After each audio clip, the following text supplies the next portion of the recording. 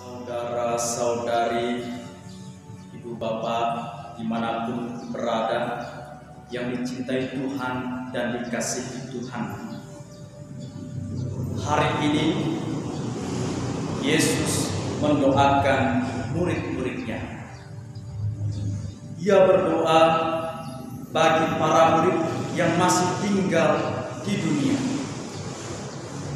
Yesus mendoakan mereka supaya mereka bertahan dalam iman dan agar mereka mampu melewati situasi sulit, sanggup menghadapi tantangan hidup, dan dapat menghalau godaan dunia ketika mewartakan Injil di tengah-tengah orang banyak.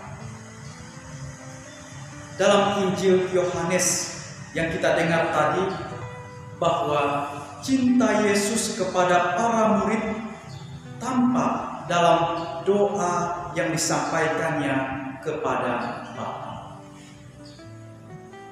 Yesus menyampaikan bahwa aku berdoa untuk mereka, bukan untuk dunia aku berdoa, tetapi untuk mereka yang telah Engkau berikan kepadaku, sebab mereka adalah milikku, dan segala milikmu adalah milikku, dan milikku adalah milikmu, dan aku telah dipermuliakan di dalam mereka. Maka melalui doanya sendiri tampak bahwa para murid dipersatukan di dalam iman akan Dia yang bangkit mulia dan bersatu di dalam hidup Allah sendiri.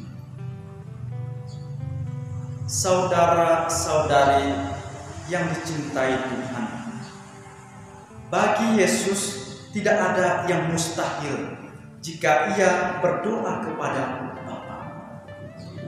Karena Yesus tahu bahwa Ia datang dari Bapa dan diutus oleh Bapa untuk menyelesaikan pekerjaan Bapa.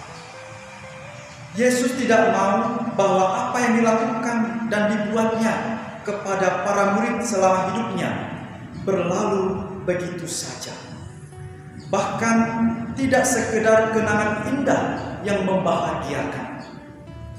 Tetapi Yesus ingin seluruh pengalaman hidupnya yang telah diberikan, dititipkan kepada para murid menjadi warisan turun-temurun, dan semua peristiwa yang pernah terjadi yang disaksikan oleh para murid dapat diingat, diteladani, serta dilakukan dalam kehidupan mereka setiap hari.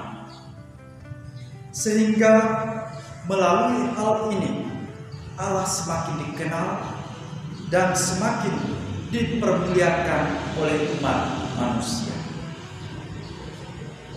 Saudara-saudari yang terkasih, Yesus lebih lanjut menyampaikan bahwa aku tidak ada lagi di dalam dunia, tetapi mereka masih ada di dalam dunia, dan aku datang kepada Bapa. Nah, melalui ungkapan doanya ini ditunjukkan bahwa Yesus sangat dekat dan sungguh menyatu dengan Bapa. Sesudah Ia mati dan bangkit serta naik ke surga, Yesus tidak mau membiarkan para murid berjuang sendiri. Ia tidak ingin para murid menyimpan keraguan, ketakutan, dan merasa tidak mampu hidup sebagai murid-murid Tuhan. Maka Yesus berkata kepada Bapa supaya Bapa tetap menyertai para murid dan memperhatikan para pengikutnya sama seperti Bapa menyertai dirinya saat diutus ke dunia. Saudara-saudari yang dicintai Tuhan, dalam bacaan pertama dari Kisah Para Rasul dan bacaan kedua dari surat pertama Rasul Petrus digambarkan setelah menyaksikan kenaikan Yesus, para murid, para rasul juga beberapa perempuan serta Maria ibu Yesus pergi ke Yerusalem. Di sana mereka sehati dengan tekun berdoa dan melaksanakan semua ajaran Yesus dengan baik.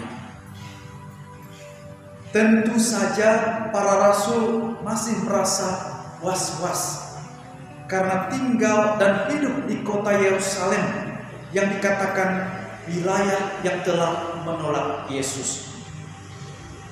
Mereka takut akan terus-menerus dimusuhi, bahkan dihabisi oleh pihak-pihak yang mau membunuh pengikut Yesus dan orang-orang yang pernah bersama-sama dengan Yesus.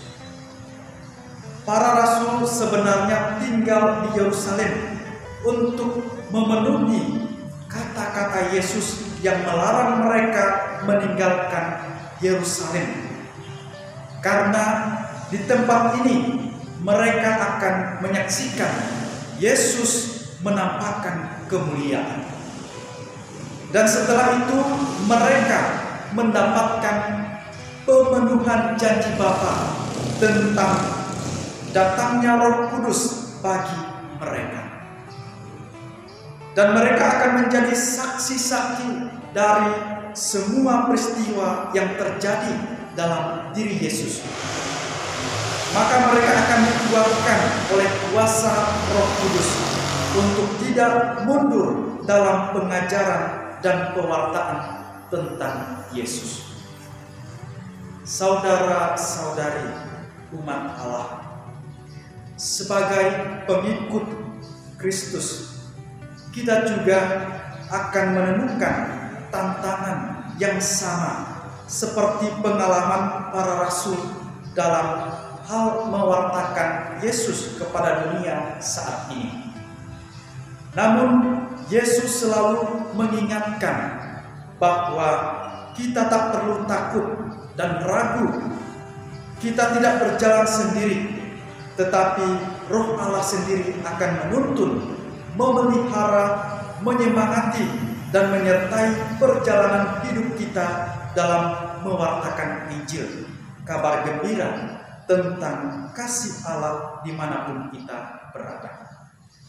Roh Allah sendiri akan berkarya di dalam diri kita supaya hati kita dipenuhi damai sejahtera dan sukacita. Dan tentu kita juga diajak untuk meneladani hidup Yesus dan berusaha seperti para rasul, murid-murid Yesus, untuk mewartakan Kristus seturut cara kita masing-masing di tengah-tengah kehidupan dunia saat ini.